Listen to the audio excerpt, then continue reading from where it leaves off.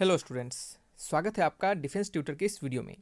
आज की इस वीडियो में हम बात करेंगे कोस्ट गार्ड, नाविक, जीडी, डीबी और यांत्रिक के लिए प्रैक्टिस सेट नंबर 2 को। यह आपके कोस्ट गार्ड, जीडी, डीबी, यांत्रिक के लिए प्रैक्टिस सेट 2 है। यानी हम आपको इस प्रैक्टिस सेट में जो आपके सेक्शन 1 से रिलेटेड जो क्वेश्चंस पूछे जाते हैं उन सभी चैप्टर्स के सेक्शन 1 में जितने भी आपके सब्जेक्ट हैं, जैसे कि इंग्लिश हो गए, जीके हो गए, साइंस हो गए आपके, और मैथमेटिक्स हो गए, फिर रीजनिंग हो गए, इन सभी से रिलेटेड जो भी क्वेश्चंस आपके एग्जामिनेशन में पूछे जाते हैं तो सभी के कंबाइंड क्वेश्चंस यहाँ पे आपको करवाने वाले हैं। तो सभी बच्चे इससे देखें क्योंकि सेक्शन 1 सबों के लिए कंपलसरी होता है। तो आइए बढ़ते हैं अपने इस वीडियोज़ की ओर। और वीडियो में बढ़ने से पहले आपसे रिक्वेस्ट रहेगा कि प्लीज़ बच्चे ज़्यादा से ज़्यादा वीडियोज़ को देखें, ज़्यादा से ज़्यादा आप हमें सपोर्ट करें ताकि हम आपके लिए इसी तरह के रेगुलर और बेहतर कंटेंट आपके लिए हम ला सके। तो आइए बढ़ते हैं अपने लेक्चर्स की ओर। पहला क्वेश्चन आप यहाँ पे देख सकते हैं। यह क्वेश्चन आपके इंग्लिश से है। यहाँ पे लिखा जा रहा है कि which of the following sentence is written correctly using adjective. कहा जा रहा है कि एडजेक्टिव का यूज करके कौन सा सेंटेंस इसमें करेक्टली लिखा गया है। ठीक है, तो चलिए हम इसको बनाते हैं। सबसे पहले तो यहाँ पे याद रखिए, ये जो स्टडी है ये स्टडी सभी में है, जो चेंजिंग है यहाँ पे हमको इसी को समझना है। तो आपको हम यहाँ पे एक फॉर्मेट बताएंगे, आप उस फॉर्मेट को ध्यान रखिए। आप कभी भी एडजेक्टिव से सेंटेंस को बनाना पड़े तो आपको उस फॉर्मेट को ध्यान रखना है। तो देखिए, आप याद रखिए कि जो करेक्ट तरीका होता है आपके एडजेक्टिव के साथ किसी सेंटेंस को लिखने का, वो होता है कि सबसे पहले आप सब्जेक्ट को लिखें, ठीक है, और देन फिर आप मोर लगाएं, और देन फिर आप एडजेक्टिव को लिखें, ठीक है, और उसके बाद क्या करें, आप देन का प्रयोग करें, फिर आगे जो सेंटेंस है उसको आप फॉलो करें। जैसे कि आपको इसी क्वेश्चन में हम बता दें, यहाँ पे लिखा गया है इस क्वेश्चन में, तो इस क्वेश्चन को हम कैसे लिखेंगे। तो सबसे पहले यस्टरडे सभी में है, ठीक है, यस्टरडे सभी में है, और जो सब्जेक्ट है यहाँ पे स्पीकर है। क्या है सब्जेक्ट है? स्पीकर। क्या है सब्जेक्ट? हमारा कोई स्पीकर होगा।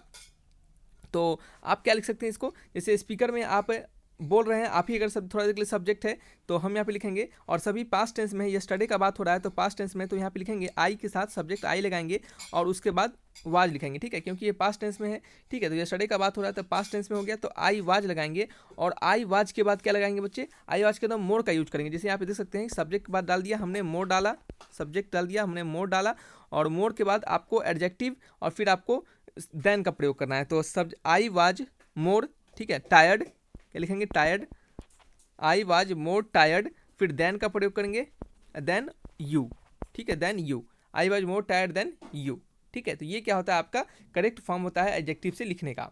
तो इसका आंसर कौन सा हो गया? I was more tired than you, option number C, ठीक है। चलिए नेक्स्ट बढ़ेंगे क्वेश्चन नंबर 2 की ओर।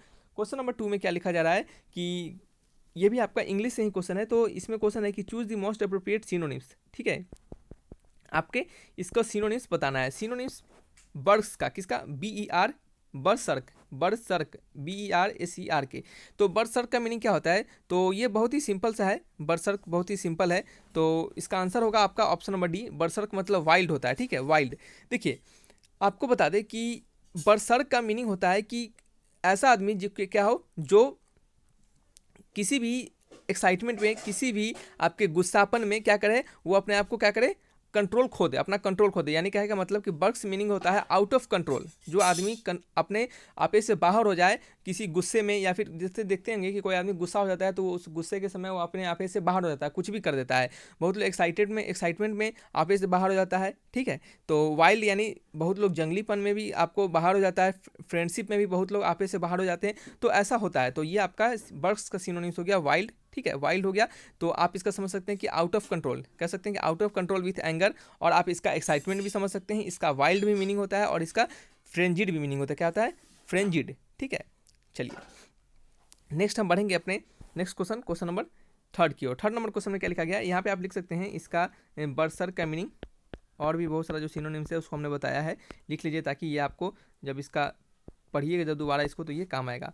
तो बर्सर्क का मीनिंग क्या होता है, और इस सभी के PDF आपको जल्द ही आपको लिंक में प्रोवाइड करवा दिए जाएंगे टेलीग्राम के चैनल पर। तो आप नीचे दिए गए डिस्क्रिप्शन में अगर लिंक दिए गए हैं तो वहाँ से डाउनलोड कर लीजिए, या फिर टेलीग्राम चैनल को ज्वाइन कर लीजिए, डायरेक्टली टेलीग्राम चैनल पर ही लिंक प्रोवाइड करवा दिए जाएंगे। तो बर्सर्क का मीनिंग होता है आउट ऑफ कंट्रोल, ठीक है, आउट ऑफ कंट्रोल, या फिर कह सकते हैं out of control with anger, और आप लिख सकते हैं एक्साइटमेंट, और आप क्या लिख सकते हैं कॉमा देके वाइल्ड, और आप फ्रेंजाइड भी लिख सकते हैं, ठीक है। चलिए नेक्स्ट क्वेश्चन है क्वेश्चन नंबर 3। क्वेश्चन नंबर 3 में क्या लिखा जा रहा है कि select the answer, choose that identify the verbs in the sentence, ठीक है। आपको इस सेंटेंस में से जो आपका सेंटेंस है, the interior temperature of the even the coldest star are measure in millions of the degree, तो इसमें से आपको क्या चूज करना है, वर्ब चूज करना है, ठीक है, वर्ब चूज करना है। तो हम कैसे वर्ब को चूज करेंगे, तो यहाँ पे जो आर है क्या है, आर जो है ये क्या है, आर आपका ऑक्सिलरी वर्ब है, आर आपका ऑक्सिलरी वर्ब है। आर का यहाँ पे नामो निशान नहीं है, तो आर को हम थोड़ी देर के लिए हटा देते हैं। बच गया हमारे पास coolest of even are measured in million, ये चार हमारे पास ऑप्शन अभी भी बचे हुए हैं। तो यहाँ पे अगर हम कूलेस्ट की बात करें, कूलेस्ट यानी इस ऑप्शन के बारे में बात करें, तो ये जो ऑप्शन है, ये जो कूलेस्ट होता है, ये क्या होता है, आपका कूल का एडजेक्टिव होता है, कूल का एडजेक्टिव, कूल का एडजेक्टिव है आपका कूलेस्ट, ठीक है। तो ये भी आपका ऑप्शन हट चुका है। ऑफ इवन और आपका इन मिलियन, ऑफ इवन और जो इन मिलियन है, ये क्या है आपका प्रीपोजिशनल फ्रेज है, क्या है, प्रीपोजिशनल फ्रेज है। तो बच गया आपका ऑप्शन नंबर बी यानी ऑफ इवन, यही क्या है आपका, ये आपका क्या है, आपका बताइए क्या है, सॉरी एक सेकेंड, ऑफ इवन नहीं, ये आपका मेजर हो गया, आर मेजर जो हो गया, यही आपका क्या हो गया, वर्ब हो गया, क्या हो गया आपका वर्ब हो गया। वैसे यहाँ पे आर यूज किया गया, प्रॉपर आर नहीं दिया गया, अगर यहाँ से भी समझते तो आपको शायद समझ में आता। तो यहाँ पे आर मेजर ही क्या है आपका, ये वर्ब है। तो यहाँ पे हम इसको लिख देते हैं, यही क्या है आपका वर्ब है। नेक्स्ट क्वेश्चन है question number fourth. Question number fourth में लिखा जा रहा है कि in tennis who won the Italian Open men's singles title in May 2021। तो टेनिस में आपके ओपन मेंस सिंगल टाइटल में 2021 में आपका किसने जीता है, तो ये जीते हैं आपके राफेल नाडल ने, क्या है, राफेल नाडल यानी ऑप्शन नंबर बी। हमने जो करंट अफेयर्स आपको बता रहे हैं डेली, आपको उस करंट अफेयर्स को देखिए, उससे आपको डेफिनेट तौर पर उसमें क्वेश्चंस पूछे जाएंगे। तो ये हमारा वादा है कि उसमें से जरूर क्वेश्चंस पूछे जाएंगे, सो आप उसको जरूर देखिए, ठीक है। और ये भी क्वेश्चन है आपका उसी से है, करंट अफेयर्स का ही है, तो ये क्वेश्चन हमने आपको पहले भी बताया हुआ है।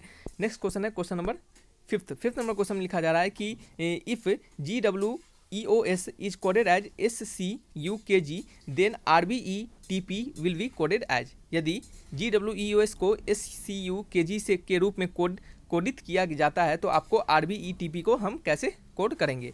तो आपको जैसा कि पता है कि इंग्लिश अल्फ़ाबेट में आपके 26 लेटर हैं, ठीक है।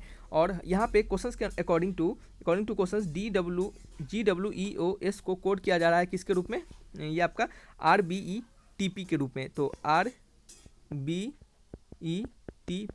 इस तरीके से क्या किया जा रहा है, उनको कोड किया जा रहा है। तो अगर हम जी का अगर स्थान देखें अपने अल्फ़ाबेट्स में, जैसे अल्फ़ाबेट में ए का स्थान 1 होता है, बी का स्थान 2 होता है और जेड का स्थान 26 होता है। अगर इसी तरह हम स्थान को देखें तो जी स्थान जो होता है वो आपका 7वें नंबर पर आता है। जैसे एक आपको बता देते हैं ABCDEFG, देखिए 1 2 3 4 5 6 7 7वें नंबर पर आया ना। उसी प्रकार से अल्फ़ाबेट में सारे आपको जितने भी जिसका स्थान होते हैं वो आपको पता होना चाहिए, याद होना चाहिए। हमने आपको एनालॉजी पढ़ाते समय आपको यह बताया था। तो इस तरह के क्वेश्चन हमने एनालॉजी के जो 15 लेक्चर्स दिए हैं उसमें हमने सारे इस टाइप के क्वेश्चन बहुत सारे बताए हैं, ठीक है। लगभग 150 के ऊपर क्वेश्चन हमने आपको दिया है, ठीक है। तो ये जो जी होता है ये 7वें नंबर पे होता है, ठीक है। और आपको बता दें कि आप क्या कीजिए, जी को 7वें नंबर पे होता है तो आपको क्या करना है, 26 में से इस 7 को घटाना है। तो 26 में से अगर हम 7 को घटाएं तो हमें क्या मिलेगा, तो 26 में से अगर हम 7 को घटाएं तो हमें क्या मिलेगा, हमें मिलेगा आपका 19th, क्या होगा 19, क्या होगा 19 मिलेगा। और 19 जो होता है वो एस का लेटर होता है, क्या होता है 19 जो होता है आपका, ये आपका एस का लेटर होता है। शायद हमने कुछ गलत लिख दिया है यहाँ पे, हम सोच रहे थे गलत क्या हो गया है, रुक जाइए थोड़ी देर।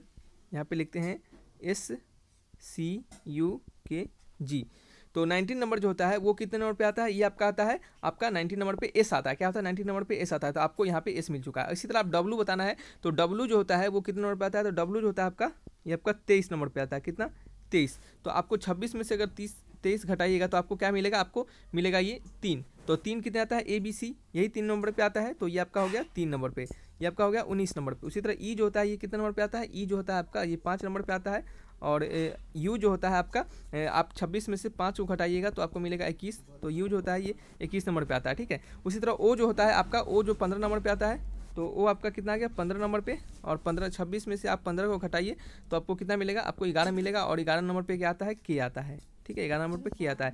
इसी प्रकार से एस जो होता है आपका कितना 19 नंबर पे आता है। तो 26 में से 19 गया तो कितना हो गया, 26 में से 19 गया तो ये आपका हो गया, ये 26 नंबर पे आपका 26 तो होता ही है और एस 19 नंबर पे आता है। 26 में से 19 चला गया तो बच गया आपका 7, क्या बच गया 7। तो यहाँ पे सीधे देख लीजिएगा ना क्या करना है इतना, तो यहाँ पे 7 बच गया जो कि एस आ गया। बस इसी पैटर्न को यहाँ पे हम अप्लाई बिल्कुल यहाँ पे करेंगे, ठीक है। तो कोड किसको करना है, कोड करना है हमको, आपको कितना कोड करना है, हमको कोड करना है R एक सेकेंड रुक जाइए, RBETP, ठीक है।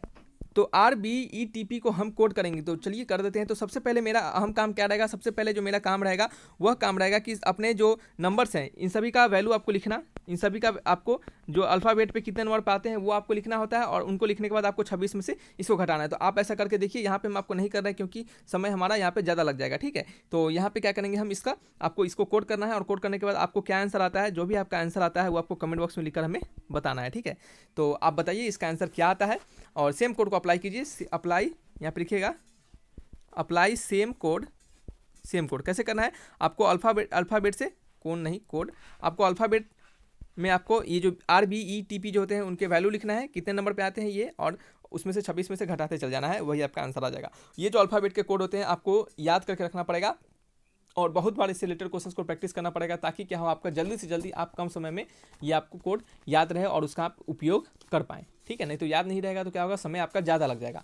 तो बढ़ते हैं नेक्स्ट क्वेश्चन नंबर 6 की ओर। नंबर 6 में क्या लिखा जा रहा है कि in a certain language TRMITE is written as UDSLJSF, तो minister will be written in the same code. तो मिनिस्टर को हम कैसे रिटेन करेंगे, तो TERMITE, ठीक है, टर्मिट। तो इसको कोड किया जा रहा है, किससे दिया जा रहा है ऑप्शन में हमें, तो इसको कोड किया जा रहा है आपका UDSLJSF, इससे कोड किया जा रहा है।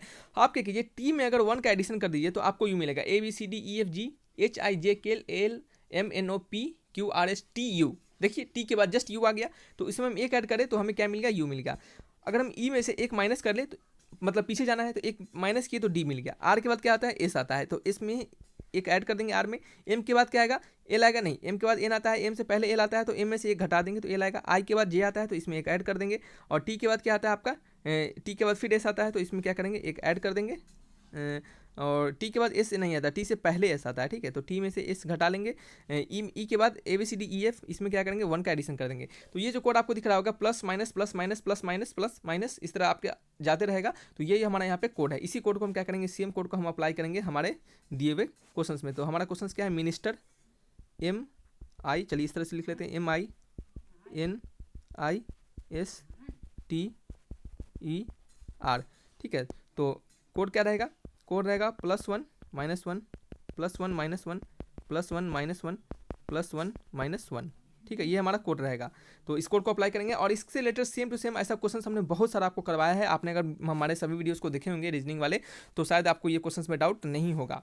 तो यहाँ पे एम के बाद क्या होगा आपका, एन आएगा, आई के पहले क्या आएगा आपका, एच आएगा, एन के बाद ओ, आई से पहले एच, फिर क्या आपका एस के बाद क्या आएगा, एस के बाद आएगा एस टी, टी के बाद टी से एक पहले एस, और ई के बाद क्या आएगा, एफ आएगा, और आर से पहले क्यू। तो NHOHTSFQ ऑप्शन मैच करेंगे, NHOHTSFQ, option number C is the correct answer, ठीक है।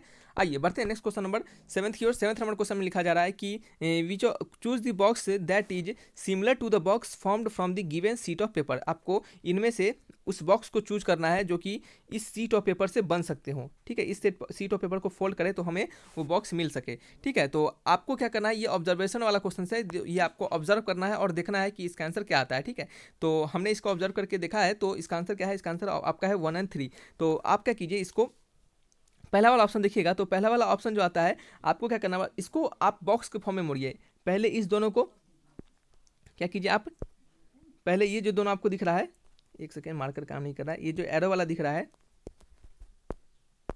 ठीक है, ये जो एरो वाला दोनों दिख रहा है, ये दोनों, ठीक है, ये दोनों जो एरो दिख रहा है, तो इस दोनों एरो को मोड़िए, ठीक है। फिर आप क्या कीजिए, इसको मोड़िए, और इस दोनों को जो आप क्या कीजिए, एक जगह उठाइए, ठीक है, एक जगह उठाइए, और इस बिंदु को ना आप नीचे रखिए, इस बिंदु को आप नीचे वाला बेस बनाइए, इस बिंदु को आप नीचे वाला बेस बनाइए, और इन दोनों को ऐसे करके उठाइए, ऐसे करके जो दो जो है इन दोनों को उठाइए अलग से, और फिर क्या कीजिए, इधर वाला जो है इसको आप मोड़िए, और इन दोनों को भी मोड़िए, और जैसे ही आप मोड़िएगा तो आपको 1 और 3, 1 और कौन सा मिलेगा, आपका ऑप्शन नंबर 3 मिलेगा। आप ऐसा करके देखिएगा, यहाँ पे इसे समझाने में बहुत ही प्रॉब्लम हो पा रहा है कि इसे एक्चुअल तरीके से यहाँ पे आपको कैसे बताया जाए। सो आप इसको क्या करना है, आपको ट्राई करना है इसको, और आपको बताना। अगर फिर भी कोई डाउट रहता है तो आने वाले क्वेश्चंस में इसको हम कोशिश करेंगे कि थोड़ा तोड़ के और इसको बताने का प्रयास किया जाए, ठीक है। तो ये क्वेश्चन बहुत ही सिंपल है, विजुअलाइजेशन वाला क्वेश्चन है। विजुअलाइजेशन वाले आपको ये खुद से सोचने पड़ेंगे कि कैसे हम इसको देखें कि हमारा देखिए आपको इसमें क्या देखना पड़ता है पता है, आप बॉक्स में देखिए कि जो हमारा गिवन फिगर है वो बॉक्स में आ रहा है या फिर नहीं आ रहा है, जो गिवन फिगर है वो। और देखिएगा यहाँ पे आप खुद से बात कीजिएगा कि जो बॉक्स में हमारा ये दोनों जो है, ये दोनों, ठीक है, ये दोनों जब भी आएगा आपका एक ही साथ आएगा। कैसे एक साथ आएगा, क्योंकि ये जो हमारा है वो आधा आधा, देख सकते हैं कि ये जो एक अगर बॉक्स हमारा इस तरह है तो ये हमारा इसको कवर कर रहा है, सिर्फ इसको, और नीचे वाला क्या कर रहा है, ये भी आपका सिर्फ आधा को कवर कर रहा है। तो आधा आधा मिला के क्या हो जाएगा, ये आपका पूरा हो जाएगा, ठीक है। तो कभी भी ये एक ही लाइन वाले में आपको, सिंगल लाइन में आपको नहीं दिखेगा, ठीक है, सिंगल लाइन में आपको नहीं दिखेगा। तो आप दिखेगा 1 और 3 नंबर में ये आपको दिख रहा है। तो क्या आपका आंसर 1 3 होगा। आप खुद से विजुलाइज कीजिएगा, ठीक है, विजुलाइज करके देखिएगा। फिर डाउट होता है तो आप हमसे पूछिएगा, ठीक है। नेक्स्ट आने वाले समय में हम आपको इसका और भी अच्छे से एलिब्रेट करके हम बता पाएंगे। तो बढ़ते हैं अपने क्वेश्चन नंबर 8 की ओर। 8 नंबर में लिखा जा रहा है कि साइन थीटा, देखिए विजुअलाइजेशन वाला जो क्वेश्चन होता है उसको बताने में भी प्रॉब्लम होता है और आपको समझने में भी प्रॉब्लम होता है। जब तक आप इस तरीके के क्वेश्चंस को बनाइएगा नहीं, विजुअलाइज खुद से नहीं कीजिएगा, तब तक आपको दिक्कत होते रहेगा। तो साइन थीटा का वैल्यू 3/5 है, तो आपसे पूछा रहा है टेन थीटा का वैल्यू। तो टेन थीटा का वैल्यू क्या होता है, टेन थीटा का वैल्यू आपका होता है साइन का वैल्यू 3/5 यानी परपेंडिकुलर अपॉन हाइपोटेनस, और इसका होता है परपेंडिकुलर बटे बेस। तो आपने पढ़ा होगा कि h² = p² + b²। तो b² का वैल्यू क्या हो जाएगा, b का वैल्यू क्या हो जाएगा, b का वैल्यू आ जाएगा h² - p²। तो h² यानी आपका 5 का स्क्वायर माइनस 3 का स्क्वायर, तो ये आपका कितना हो जाएगा 16, यानी आपका ये 4 आ जाएगा। तो b का वैल्यू 4 आ गया। तो टेन थीटा का वैल्यू क्या आ गया, टेन थीटा का वैल्यू 3/4 आ गया। कितना हो गया, 3/4 हो गया। तो आंसर मैच करेंगे, आंसर आपका ऑप्शन नंबर सी। आपको जैसा कि पता हो कि टेन थीटा का 3/5 ये आपका 53 डिग्री का वैल्यू होता है, थीटा का वैल्यू 53 डिग्री होता है। तो नहीं पता है तो आप इस तरीके से करके भी टेन थीटा का वैल्यू निकाल सकते हैं, ठीक है।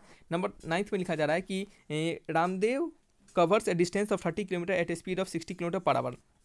रामदेव जो है वो क्या कर रहा है, ये आप फिजिक्स के क्वेश्चंस भी इसको मान सकते हैं, ठीक है, या फिर आप टाइम एंड डिस्टेंस के क्वेश्चंस भी मान सकते हैं, ठीक है, ठीक है। तो रामदेव क्या कर रहा है, वो 30 किलोमीटर का स्पीड, क्या कर रहा है, वो 30 किलोमीटर का डिस्टेंस ट्रैवल कर रहा है with A speed of 60 km/h।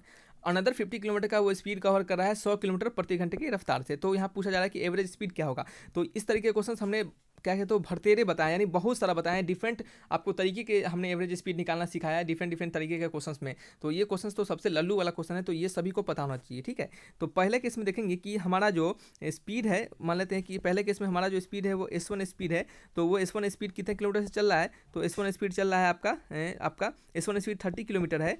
तो आपको ये जो स्पीड को क्या करते हैं, आपको कन्फ्यूजन हो जाएगा, इसको हम D1 मान लेते हैं। जो डिस्टेंस है वो 30 किलोमीटर चल रहा है, तो इसके रिगार्डिंग स्पीड कितना है, तो इसके रिगार्डिंग स्पीड जो है वो कितना आपका 60 km/h। उसी प्रकार से D2 डिस्टेंस जो है, यानी दूसरे केस में वो 50 किलोमीटर चल रहा है, और S2 कितना है, स्पीड कितना है, तो ये आपका है 100 km/h। आपको एवरेज क्या पूछा जा रहा है, स्पीड, एवरेज स्पीड कितना होता है, total distance upon total time, यही होता है। तो टोटल डिस्टेंस कैसे निकलेगा, तो टोटल डिस्टेंस निकलेगा आपका 30 + 50, ठीक है, 30 + 50। और टोटल टाइम कैसे निकलेगा, तो टाइम का वैल्यू क्या होता है, देखिए आपने पढ़ा होगा कि डिस्टेंस = स्पीड × टाइम। तो टाइम = क्या होगा, डिस्टेंस बटे स्पीड। तो डिस्टेंस हमें 30 पता है और स्पीड हमें 60 पता है, तो टाइम निकल जाएगा क्या होगा 30/7, यानी 30/60 का मतलब 1/2, ठीक है। प्लस में टाइम इसके लिए कितना हो जाएगा 50/100 यानी 1/2। तो यहाँ पे 1/2 क्या हो जाएगा 1 हो जाएगा, और ऊपर क्या हो जाएगा 50 + 3 क्या होगा 80, और नीचे 1। तो ये क्या हो जाएगा आपका 80 मीटर/सेकेंड, ये आपका एवरेज स्पीड हो जाएगा। तो ऑप्शन नंबर क्या हो गया, सी हो गया। अब देखिए यहाँ पे मीटर/सेकेंड नहीं होगा, क्योंकि आपका सभी चीज़ किलोमीटर/आवर में दिया जा रहा है, तो यूनिट का भी ध्यान रखना है। तो किलोमीटर/आवर हो गया। अगर ऑप्शन में 80 मीटर/सेकेंड दे दिया रहता, अगर आप उसको टिक लगाते तो फिर भी आपका आंसर गलत हो जाता, क्योंकि यहाँ पे यूनिट गलत है। तो आपको क्या रखना है, यूनिट का भी ध्यान रखना है। नेक्स्ट क्वेश्चन है नंबर 10 में लिखा जा रहा है कि if the side of square is 2x + 5 centimetre and perimeter is 28, तो फाइंड द वैल्यू। तो स्क्वायर का साइड 2x + 5 दिया जा रहा है और पेरीमीटर 28 दिया जा रहा है। तो पेरीमीटर = क्या होता है 4 × साइड, किसी भी स्क्वायर का यही होता है। पेरीमीटर 28 है, तो 28 को क्या करेंगे 4 × साइड के बराबर कर देंगे, यानी 4 × 2x + 5। तो ये आपका कितना हो जाएगा, ये आपका कटेगा क्या 4 6 4 20। तो ये तो आपका 2 से काटते हैं, और ये आपका 2 4 4 से भी तो कट जाएगा ना, ठीक है। तो 7 से कट जाएगा, तो ये 2 से करने का क्या फ़र्क पड़ता है। तो 7 = 2x + 5, 2x = 7 - 5, 7 - 5 यानी 5 3 5 6 7 यानी 2, 2x का वैल्यू 2, तो x का वैल्यू कितना आ गया आपका 1 हो गया, ठीक है। तो ये आंसर क्या हो गया, ऑप्शन नंबर ए हो गया। नेक्स्ट क्वेश्चन है क्वेश्चन नंबर 11 नंबर क्वेश्चन में कहा जा रहा है कि find the next figure in the series. आपके इस सीरीज में जो नेक्स्ट फिगर होगा वह क्या होगा। तो आप ध्यान से देखिए इस क्वेश्चन को अगर ध्यान से देखिए तो आप यहाँ पे फर्स्ट और आप थर्ड को बात कीजिए, फर्स्ट और थर्ड को आप बात कीजिए, ठीक है।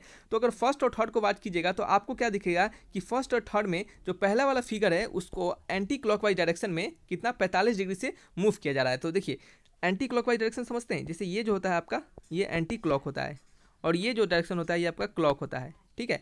ये आपका क्लॉक होता है और ये आपका एंटी क्लॉक होता है। आप अगर अपने हाथ को सीधा रखिए, ये मान लीजिए आपका हाथ है, ठीक है, अपने हाथ को यहाँ पे सीधा रखिए, आपका हाथ एकदम सीधा है, ठीक है, और आपका हाथ के आप दाहिने हाथ को सीधा रखिए, ठीक है, समझिए एंटी क्लॉकवाइज क्लॉकवाइज, आप अपने दाहिने हाथ को सीधा रखिए और अपने दाहिने हाथ को जो उंगली है यहाँ पे आप उसको क्या कीजिए इस डायरेक्शन में मोड़िए, ठीक है, इस डायरेक्शन में अगर मोड़िएगा और ऐसे जो बनेगा वो क्या बनेगा आपका एंटी क्लॉक बन जाएगा, ठीक है। वहीं पे अगर आप अपने हाथ को सीधा रख के आप इस डायरेक्शन में मोड़ते हैं और ऐसे जो बन जाएगा, ठीक है, तो वो क्या बन जाएगा आपका क्लॉक बन जाएगा। तो इसी तरीके से एंटी क्लॉक और क्लॉक को समझाता है, आपको आसानी से याद रहेगा। फिर घड़ी को देखिएगा कैसे चलता है, वो क्लॉक वाइज चलता है और घड़ी के जस्ट अपोजिट एंटी क्लॉक होता है। तो यहाँ पे देखेंगे कि फर्स्ट और थर्ड फिगर में क्या हो जा रहा है कि 45 डिग्री एंगल से फर्स्ट एंड थर्ड फिगर, ठीक है, first and third figure in first and third figure, ठीक है। फर्स्ट और थर्ड फिगर देखेंगे कि जो हमारा फर्स्ट फिगर है, फर्स्ट फिगर लिखेंगे यहाँ पे, first figure is move to 45 degree in anti clockwise direction. तो उसी तरह से हम क्या करेंगे सेकेंड और फोर्थ फिगर जो होगा वो हमारा कैसा होगा, सेकेंड वाला फोर्थ फिगर में क्या होगा, सेकेंड फिगर जो होगा वो आपका ये क्या होगा आपका ऑप्शन नंबर बी का, यानी बी अगर फिगर को देखिएगा तो बी फिगर को क्या किया जाए 45 डिग्री डायरेक्शन में उसको क्या किया जा रहा है आपका क्लॉकवाइज मोड़ा जा रहा है, क्या किया जा रहा है 45 डिग्री डायरेक्शन में आपका क्लॉकवाइज मोड़ा जा रहा है। तो इसका आंसर क्या होगा ऑप्शन नंबर बी होगा। देखिए अगर ऑप्शन बी को समझिएगा तो यही आपका है ना, यही आपका है, ठीक है। इसको क्या करेंगे अगर हम 45 डिग्री मोड़ेंगे यानी इस एंगल पे कर देंगे, यही आपका 45 डिग्री होगा, ये आपका 90 डिग्री होता है, तो ये क्या होगा आपका 45 डिग्री हो जाएगा। तो इस 45 डिग्री पर अगर मोड़ेंगे तो ये हमारा फिगर कैसा बन जाएगा, तो ये फिगर इस तरीके से ऐसा आ जाएगा, ठीक है। और देन फिर क्या हो जाएगा, ये नीचे वाला फिगर आपका कैसा हो जाएगा, नीचे वाला फिगर आपका हो जाएगा ऐसा, ठीक है। तो ये क्या होता है आपका, क्या होगा आपका ये ऑप्शन नंबर सेकेंड हो गया और ये आपका ऑप्शन नंबर क्या हो गया आपका फिगर में आपका फिगर के लिए ऑप्शन बी है, बी नंबर, और ये आपका फिगर के लिए 2 है। तो ये 4 है, ये 2 है, तो 4 नंबर का क्या हो जाएगा 2 का क्लॉकवाइज डायरेक्शन में अगर मोड़ देते हैं तभी होगा। यानी और अगर आप किसी भी फिगर को देखते हैं, किसी भी फिगर को अगर आप वॉच कीजिए तो देखिए कोई आपको ऐसा दिख रहा है क्या, नहीं दिख रहा है, ठीक है, सब आपको उटपटांग दिखेगा। नेक्स्ट क्वेश्चन है question number 12th number question में लिखा जा रहा है कि Bharatanatyam is famous classical dance of, Bharatanatyam जो होता है वो किस देश का फेमस क्लासिकल डांस होता है, तो भरतनाट्यम जो होता है ये आपके तमिलनाडु का फेमस क्लासिकल डांस है। नेक्स्ट क्वेश्चन है क्वेश्चन नंबर 13 में लिखा जा रहा है कि an object falling on earth is attract towards the earth, एक ऑब्जेक्ट जो है वो अर्थ की तरफ फॉल कर रहा है तो वो अर्थ की तरफ अट्रैक्ट हो रहा है, स्वाभाविक सी बात है। According to third law of motion, third law of motion के अनुसार an object also attract the earth, तो सही बात है। थर्ड लॉ ऑफ मोशन में कहता है कि every action is there is equal and opposite reaction, यानी हम किसी पे फोर्स लगाएंगे तो वो भी हम पे फोर्स लगाएगा। तो थर्ड लॉ के अनुसार अर्थ जो होता है वो भी अट्रैक्ट करना चाहिए, जो आपका ऑब्जेक्ट है वो भी अर्थ को अट्रैक्ट करना चाहिए। थर्ड लॉ मोशन तो यही बताता है ना कि अगर अर्थ अट्रैक्ट कर रहा है उस ऑब्जेक्ट को तो वो ऑब्जेक्ट भी अर्थ को अट्रैक्ट करेगा, ठीक है। तो but we can not see the earth moving towards the object, लेकिन हम ऐसा करता है, लेकिन हम क्या करते हैं कि हम देख नहीं पाते हैं कि अर्थ भी मूव कर रहा है। क्या हमें दिखता है कि जैसे मान लीजिए आप कोई बॉल फेंकिए तो क्या आपको दिखता है कि अर्थ भी ऊपर जा रहा है, तो नहीं, हमें ऐसा नहीं दिखता है। लेकिन थर्ड लॉ मोशन तो हमें कहता है कि हम बॉल को अट्रैक्ट कर रहे हैं तो बॉल भी हमें अट्रैक्ट करेगा, अर्थ बॉल को अट्रैक्ट कर रहा है तो बॉल भी अर्थ को अट्रैक्ट करेगा, ठीक है। अगर अर्थ जो है वो बॉल को अट्रैक्ट कर रहा है तो बॉल भी तो अर्थ को अट्रैक्ट करेगा ना थर्ड लॉ ऑफ मोशन के अनुसार, लेकिन फिर भी हमें अर्थ जो होता है वो मूव करता हुआ नहीं दिखता है। तो इसका ये जो रीजन है उसको कौन एक्सप्लेन करेगा, इस रीजन को कौन एक्सप्लेन करेगा, तो यहाँ पे तो हम एक्सप्लेन करेंगे, लेकिन एक्चुअल जो रीजन होता है इस रीजन को एक्सप्लेन करने वाला होता है Newton second law of motion, ठीक है। Newton second law of motion के अनुसार आपने पढ़ा होगा एफ इज इक्वल टू ए में, यानी आप कह सकते हैं कि फोर्स जो होता है वो डायरेक्टली प्रोपोर्शनल टू मास होता है, यानी अगर मास क्या होगा, अगर मास आपका ज़्यादा होगा तो फोर्स क्या होगा आपका ज़्यादा होगा, अगर मास आपका मानते हैं कम होगा तो फोर्स क्या होगा कम होगा। तो इस कंडीशन में देख सकते हैं कि बॉल का जो मास होता है वो क्या होता है आपका, बॉल का मास जो होता है वो आपका कम होता है, ठीक है, बॉल का मास कम होता है, और अर्थ का मास क्या होता है बहुत ही हेवी होता है। तो बॉल जब फोर्स लगाएगा अर्थ पे तो अर्थ का मास इतना ज़्यादा रहेगा ना कि वो क्या करेगा, वो उसको अट्रैक्ट ही नहीं कर पाएगा ऊपर, ठीक है, वो उसको क्या करेगा आपका अट्रैक्ट ही नहीं कर पाएगा, ठीक है। तो मास ऑफ जो अर्थ होता है वो क्या होता है, मास ऑफ बॉल जो होता है वो अर्थ के सामने नेग्लिजिबल होता है, इस कारण से वो अर्थ जो होता है उस बॉल को नीचे खींच पाता है, लेकिन जो बॉल होता है वो अर्थ को ऊपर नहीं खींच पाता है, क्योंकि अर्थ का जो मास होता है वो बहुत ही ज़्यादा होता है, ठीक है। चलिए और आप यहाँ से एक और चीज़ रिलेशन को फाइंड कर सकते हैं कि अगर मास जो होता है वो क्या होता है, इन्वर्सली प्रोपोर्शनल होता है एक्सलेशन के, यानी मास अगर ज़्यादा होगा तो एक्सलेशन क्या होगा आपका कम होगा। तो इस रीजन से भी समझ सकते हैं कि अर्थ का जो मास जो है वो बहुत ही हैवी है और एक्सलेशन उसका क्या होगा, इतना है कम होगा कि हमें दिखेगा ही नहीं, वो हमें पता ही नहीं चलेगा, ठीक है। लेकिन जो बॉल है उसका मास बहुत कम है तो उसका एक्सलेशन हमें दिखेगा। नेक्स्ट क्वेश्चन है क्वेश्चन नंबर 14 नंबर में लिखा जा रहा है कि the book Mein Kampf was written by, तो जो मेन कैंप बुक है वो क्या है, एक पॉलिटिकल मैनिफेस्टो, यानी इसमें पॉलिटिक्स के बारे में ही दर्शाया गया है। और इस बुक को लिखा है किसने, एडोल्फ हिटलर ने। किसने लिखा है, एडोल्फ हिटलर, ठीक है, एडोल्फ हिटलर ने लिखा है, यानी option number B is the correct answer. Next question है क्वेश्चन नंबर 15 नंबर में लिखा जा रहा है कि arrange the word given below in a meaningful sequence. इस तरह के क्वेश्चंस हमेशा दिए जाते हैं तो याद रखिएगा ये क्वेश्चंस आपके लिए इस टाइप के क्वेश्चंस कंपलसरी हैं। तो arrange the sequence of the given arrange the word given below in a meaningful sequence. Meaningful sequence में इस दिए गए गिवन सेंटेंस को आपको क्या करना है, वर्ड्स को आपको अरेंज करना है, ठीक है। तो आपको एलिफेंट दिया जा रहा है, कैट दिया जा रहा है, मॉस्क्यूटो, टाइगर, वेल। तो आप सभी देख रहे होंगे कि ये क्या है, आपको उटपटांग दिख रहा है। तो जब भी अरेंज करने के लिए दिया जाए तो हो सकता है कि अरेंजिंग जो हो वो किस आधार पे हो, अरेंजिंग हो सकता है उनके वेट के आधार पे हो, क्या हो सकता है उनके आपके वजन के आधार पे हो सकता है, और भी बहुत सारे आधार पे हो सकते हैं। तो यहाँ पे हमें सभी एनिमल्स दिए गए हैं, तो सभी एनिमल्स है और क्या है उसमें मॉस्क्यूटो मच्छर भी है आपको, जो कि इंसेक्ट में आता है, और बाद बाकी सभी कह सकते हैं कि एनिमल्स ही है। तो हम अगर इनके वेट के अनुसार अगर बांटें इनको तो मॉस्क्यूटो देख सकते हैं, और सबसे छोटा सबसे जो कम वेट का होगा मॉस्क्यूटो होगा, देन फिर क्या होगा, कैट होगा, और कैट के बाद क्या होगा आपका टाइगर होगा, और टाइगर के बाद क्या होगा आपका ये 1 हो गया, नहीं ऐसे नहीं लिखते हैं, 3 हो गया, कैट नंबर 2 हो गया, टाइगर का नंबर 4 हो गया, उसके बाद क्या आएगा, एलिफेंट आएगा, एलिफेंट का तो वेट कम होता है ना वेल से, और देन फिर आपका वेल आएगा। तो देखिएगा 3 4 2 1 3 2 4 1 5 3 2 4 1 5 3 2 4 1 5, ऑप्शन नंबर कौन सा है, B is the correct answer, ठीक है। तो इस तरीके से आप इनके वजन के अनुसार भी आप बांट सकते हैं। तो आपको अपने से देखना है कि क्वेश्चन आपका क्या कर रहा है, और उस मीनिंगफुल क्वेश्चन को देखकर आपको मीनिंगफुल तरीके से उसको सीक्वेंस में ऑर्डर करना है। नेक्स्ट नंबर है क्वेश्चन नंबर 16 का। नंबर 16 ने इसमें कहा जा रहा है कि if certain code language hanger is written as MHGQDF and active will be written in that language. तो अगर हम हैंगर को HANGER हैंगर को कोड करते हैं MZGQDF में, तो आपको एक्टिव को ACT, ठीक है, ACTIV एक्टिव को हम किस तरीके से कोड करेंगे। तो याद रखिएगा, आप सबसे पहले देखिए कि यहाँ पे जितने भी वर्ड्स जो इस वर्ड में जितने भी लेटर्स जो हैं वो सभी लेटर्स सेम है जो कि आपका पहले वाले वर्ड में है। तो कहने का मतलब है कि इससे जो पहले वाला लेटर वर्ड जो है उसको अरेंज किया गया है, इधर उधर अरेंज किया गया है, और सेम ही वर्ड को यहाँ पे उतार दिया गया। तो किस तरीके से अरेंज किया, अगर हम वो पैटर्न निकालें तो हम इस वाले को भी उसी पैटर्न पर अरेंज कर देंगे तो हमारा आंसर आ जाएगा। तो हैंगर को आप अरेंज किया हुआ देखेंगे कि आपका हैंगर में आपका अरेंजमेंट कैसा है। तो यहाँ पे हम क्या देखें कि एक सेकंड, हमसे कुछ गलती यहाँ पे बोला गया है। यहाँ पे आप देख सकते हैं कि ये जो एम है वो क्या है, एक डिफरेंट लेटर है, ठीक है। हम यहाँ पे देखे नहीं है एम भी है, तो अब हमें यहाँ पे दिख रहा है कि एम जो है डिफरेंट लेटर है, डी भी डिफरेंट लेटर है, तो इसका क्या होगा, पैटर्न कुछ अलग होगा। क्या होगा, इसका पैटर्न कुछ अलग होगा।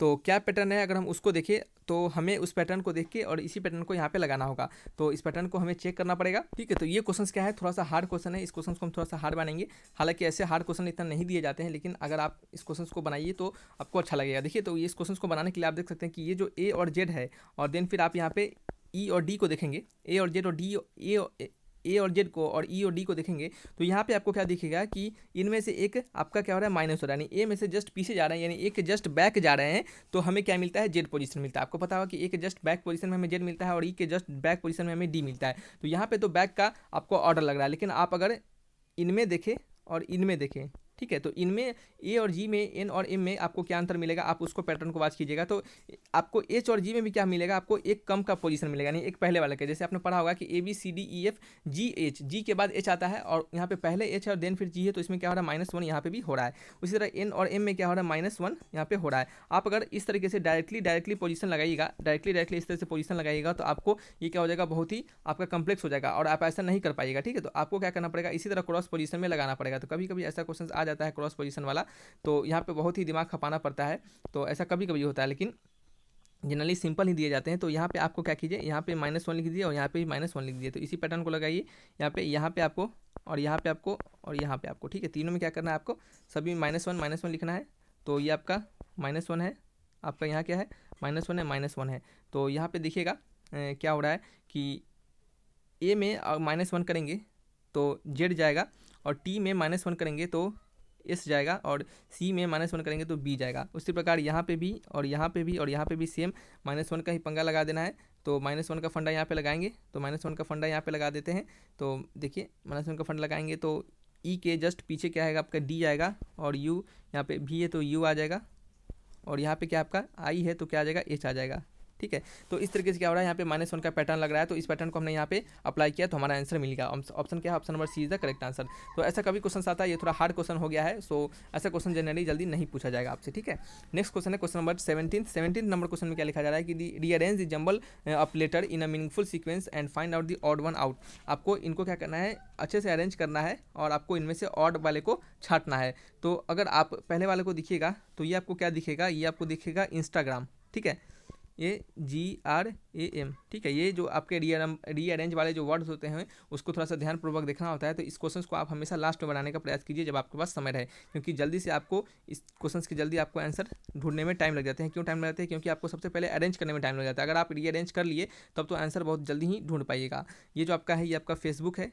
ठीक है, याद रखिएगा जब भी ये जो क्वेश्चंस होते हैं ये एक ही नीच पे बने होते हैं, यानी एक ही कुछ खास पैटर्न को फॉलो करते रहते हैं। जैसे अभी हम आपको बताएंगे, जैसे यहाँ पे आप देखिएगा एक अगर आपको धरा गया ना तो उसी के आप इर्द गिर्द सोचिए। जैसे यहाँ पे इंस्टाग्राम, फेसबुक और व्हाट्सएप, ये क्या है, एक सभी सोशल हैंडल है। ये क्या भी सोशल आपको कह सकते हैं कि बात करने वाली वेबसाइट है, सोशल वेबसाइट है, जिसमें कि आप क्या होते हैं चैटिंग कर सकते हैं अपने दोस्तों से, अपने घर वालों से, किसी से भी। तो ये सोशल हैंडल वाले वेबसाइट्स हैं। लेकिन मोबाइल जो होता है ये एक अलग टाइप का चीज़ है, ये क्या है, एक प्रकार का डिवाइस है। ठीक है, तो यहाँ पे जो ऑड है वो आपका क्या है, ऑप्शन बी है। अगर आपने एक बार इंस्टाग्राम ढूंढ लिया तो आप इसी के आसपास हमेशा सोचिएगा कि इंस्टाग्राम एक कैसा चीज़ है। तो इंस्टाग्राम एक सोशल आपका फॉर्म है, सोशल प्लेटफॉर्म है, जहाँ पे आप किसी से बात कर सकते हैं, किसी से आप टॉक कर सकते हैं, चैट कर सकते हैं। तो आपको इसी के इर्द गिर्द सोचिएगा नेक्स्ट वर्ड को भी, और आपको सभी वर्ड्स आपको वहाँ पे दिखेंगे। ठीक है, अब इंस्टाग्राम है तो कुछ नया नहीं सोचने लगेगा। इंस्टाग्राम है तो उसी के आसपास, जैसे इंस्टाग्राम जैसा फेसबुक होता है, व्हाट्सएप होता है, तो इसी तरह से आपको सोचना है, तो और भी वर्ड्स आपको दिख जाएंगे।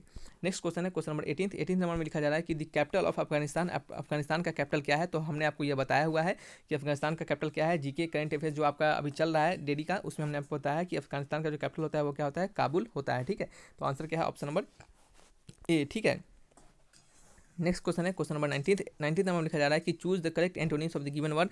तो आपको करेक्ट एंटोनिम्स बताना है गिवन वर्ड का। गिवन वर्ड क्या है हमारा, आपका ब्रेवरी है, ब्रेवरी, BRAVERY। ठीक है, ब्रेवरी मतलब क्या होता है, करेजियस बिहेवियर और कैरेक्टर, यानी बहुत ही कह सकते हैं कि करेजियस कहने का मतलब आपका साहसी और हिम्मती। क्या होगा, साहसी और हिम्मती। यहाँ पे लिख देते हैं हम साहसी,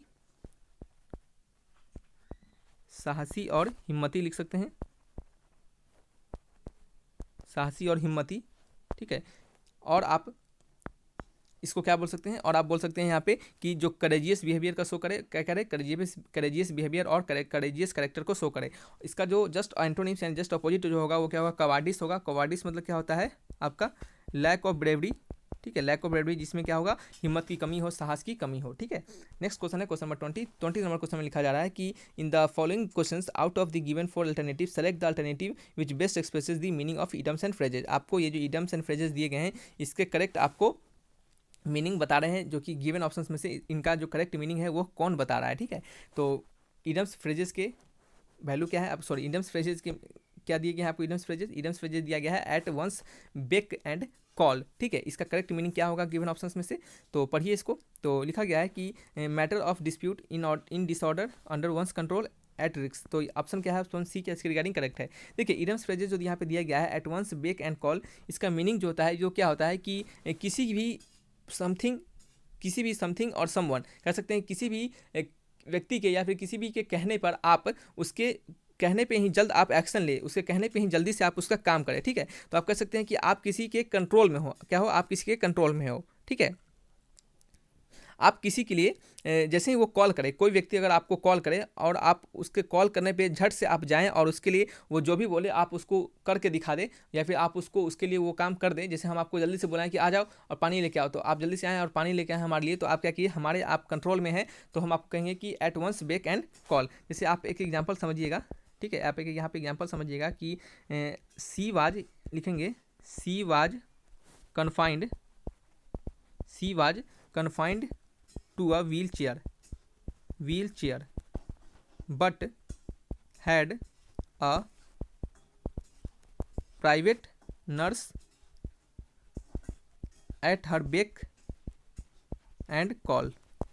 ठीक है, अब समझिए, her beck and call at once, her beck and call, यहाँ पे बेक एंड कॉल यूज किया गया है ना, तो she was confined to a wheelchair but has a private nurse at her beck and call. कहा जा रहा है कि वो जो है वो क्या कर रही है, वो एक व्हील चेयर पे कन्फाइंडेड है, यानी व्हील चेयर पे बैठी हुई है, व्हील चेयर पे ही रहती है, लेकिन उसके पास क्या है, एक प्राइवेट नर्स है जिसे कि वो जब चाहे तब बुला के और उससे अपना काम करवा सकती है। ठीक है, जिसे वो जब चाहे एक बार उसको बोले वो सट से उसके पास दौड़ के चली आए। ठीक है, एक कॉल किया यानी एक बार उसको पुकारा, वो जल्दी से चला आया। ठीक है, तो ये क्या होता है आपका, इसका प्रॉपर मीनिंग होता है। तो क्या हो गया, आप किसी के कंट्रोल में, यानी कहने का मतलब है, तो ऑप्शन सी का इसके रिगार्डिंग करेक्ट है। अगर आप कहिएगा तो आपके फ्रेजल वर्ब पे, इडियम्स एंड फ्रेजेस पे कुछ और अच्छे अच्छे क्वेश्चंस आपको हम बता देंगे, ताकि क्या हो, वो आपको हेल्प करे। तो रखते हैं इस वीडियो को यहीं पे। किसी प्रकार का डाउट होगा तो कमेंट बॉक्स में लिखिएगा, और आने वाले समय में और भी आपको प्रैक्टिस सेट्स इसी प्रकार के दिए जाएंगे। सेक्शनल प्रैक्टिस सेट्स भी जल्द ही लाया जाएगा, सो आपको टेंशन लेने की जरूरत नहीं है। तो thanks for watching my video, तब तक के लिए बाय बाय।